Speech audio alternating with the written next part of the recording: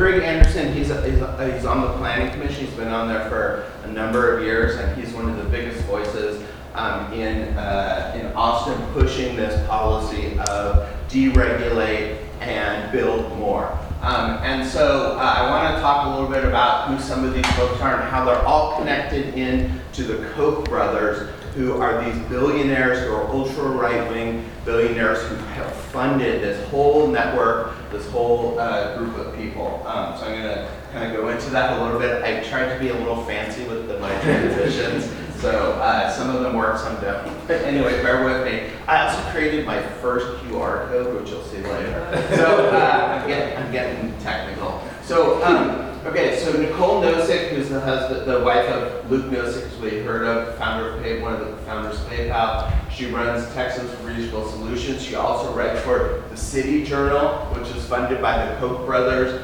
It's a publication of the Manhattan Institute, which is also funded by the Koch brothers as well. And then Luke Nosek, he is part of this group of people called the PayPal Mafia. There are this whole group of early inventors and founders of PayPal, including Musk and some other folks, and I'll have House to mention a couple of them in a minute.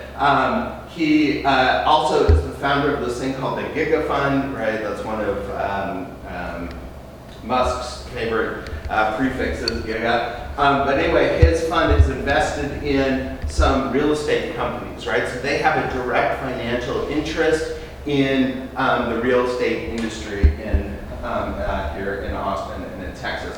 So a couple of the other members of the PayPal Mafia, you may have heard of Peter Thiel, who's somebody who, along with Musk, has Trump's ear these days, and Luke Nosek, but I also want to call out Jeremy Stoppelman, who is in the Bay Area in California, and because he helped to create this YIMBY movement, which we'll get back to in a minute. One of the other people that's on the board of directors of Texans for Reasonable Solutions is this guy, Salim Firth, who's a researcher, and he writes a lot about deregulation and housing, and he publishes with this group called Market Urbanism, and their catchphrase is home of classical, liberal, and libertarian urbanists. I'm going to talk a little bit about libertarianism in a minute. And then also he works at the Mercatus Center, he's a fellow there. It's an extreme libertarian market fundamentalist think tank. So they're economists who think that the solution to everything in the world, literally everything in the world, all of human relations should be organized around the market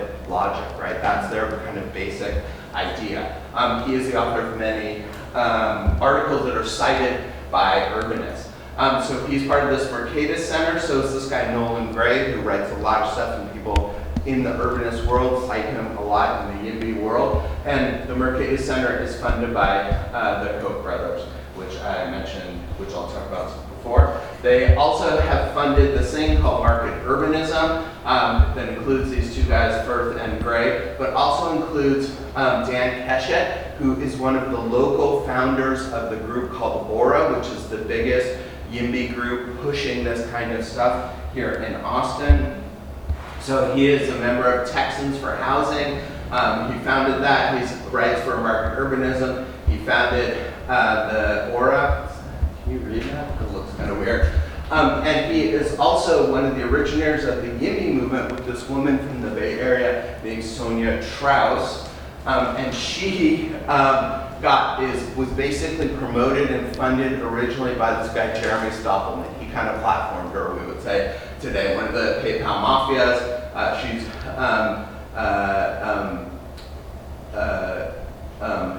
in with Dan Keshet. And here's a quote from her. She went to the Libertarian Party convention in San Francisco in 2015 and said, "I don't want subsidized, supervised, affordable housing. I want to consume housing the way I consume all other products," right? So the whole idea was this market fundamentalism was behind this idea of YIMBYism and urbanism from the beginning. So Texans for Housing includes this guy, Charles Blaine, who's really tied into a lot of the Koch brothers' money, which we'll see in a minute. Charles Coates is in that world too, and the Mercatus Center.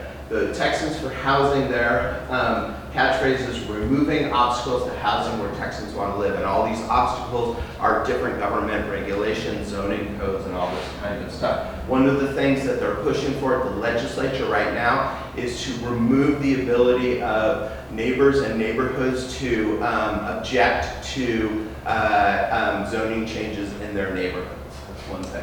So this guy, Charles Blaine, is connecting with all these organizations, many of which are funded by Koch money, right? So these Koch brothers fund all these different things, and he also worked on Abbott's first campaign. So you can see where he's coming from. John Mackey, I mentioned already, founder of Whole Foods, writes for Reason Magazine, which is funded by Koch and the Cato Institute, right? He said that socialists were taking over American institutions, if only he was right. The Manhattan Institute is also one of these central organizations. It's a major libertarian think tank that is, one of the people that writes for it is Christopher Rufo, who is the guy who is basically, he is the one who's responsible for this huge attack by the Trump administration on DEI. He's the guy who wrote the model legislation, who's gone around the country and promoted it, brought it to Texas. He is part of the Federalist Society, which is the group that vets the right-wing Supreme Court nominees, all funded by Koch brothers. And one of the fellows of the Manhattan Institute is this guy, Edward Glaser. Anybody heard of him? He has written a book called Triumph of the City, which was a New York Times bestseller. He's an economist. He's the most important economist that theorizes these ideas of YIMBYism. He is funded by Koch money, and here is a review. This is just a little snippet from a review by this guy named Alan Scott, who's an academic in a journal called the Economic Geography. And Scott said about Glaser's book, as the extensive acknowledgments made clear, this particular rehash, in other words, that there was nothing new in the book, produced with financial help from any number of different centers and foundations, funded by Koch brothers, which he doesn't mention, written in association with an army of assistants, promoters, and polishers, and packaged and promoted by a major U.S. talent agency. So he has been cultivated by Koch brothers' money to be the face of YIMBYism and to promote it around the country and around the world. He is the author of what is what I would consider like the foundational theoretical framework for YIMBYism, and at the beginning of it, he and his co-author said, one implication of their analysis is that affordable housing debate should be broadened to encompass zoning reform, not just public or subsidized construction programs. And basically what I said was, what that means is that their whole approach was an attack on public housing and on subsidized housing, right? They wanted to turn the whole conversation on housing affordability away from subsidies and protections for tenants to turn it over to the market, right? That was their goal from the beginning, and this paper is 22 years old, so he's been working at this, all funded by Koch brothers all this time. So he writes for these different Koch-funded groups. He's written out stuff. And the Koch brothers themselves, you may have heard of them, but I wanted you to look at the bottom paragraph by this guy named Isaac Camelot, who's done a lot of research on work that the Koch brothers have done. And what's important is it says Koch and others developed a plan in the early 1980s.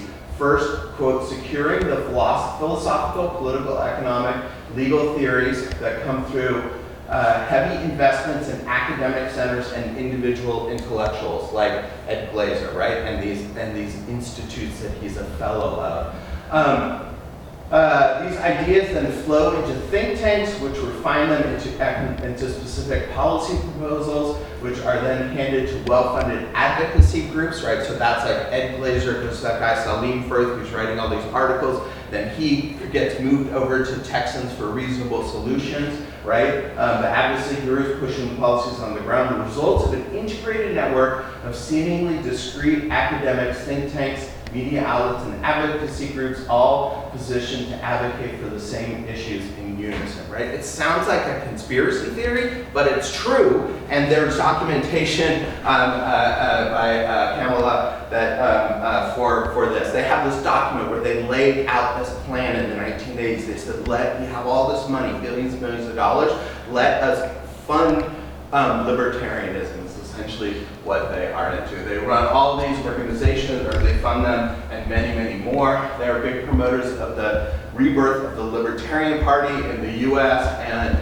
you can look at all of this, but the basics, if you don't know what libertarianism is, it's basically that there should be no government at all, and everything in the human world should be organized by market relations. Like literally, it's like so extreme. If you read the stuff, you won't believe it. They also love, many of libertarians love Ayn Rand, who was an intellectual, and she wrote some novels, so-called novels, and she had this what is called objectivist theories. And one of the central cores of her vision was that capitalists are the heroes of human history, and they're the ones that do the greatest work on earth by building these giant organizations, right? And you can see why people like Elon Musk and Peter Thiel are drawn to these kinds of theories, because they see themselves as these heroic figures in history, right? So, okay, so that was the end of that whole YIMBY kind of network. Any questions about that? I know I ran through it really quick. Just trying to show that it kind of may seem like it comes from the ground up, but it's really this whole network that's been put together and theorized from the 1980s and kind of put into practice. Yeah. Not a question, but I wanted to add just more explicitly, in case anyone doesn't know, the Koch brothers are fossil fuel billionaires. So they made their, 50 billion or more wealth from the fossil industry, the oil and gas industry, and then they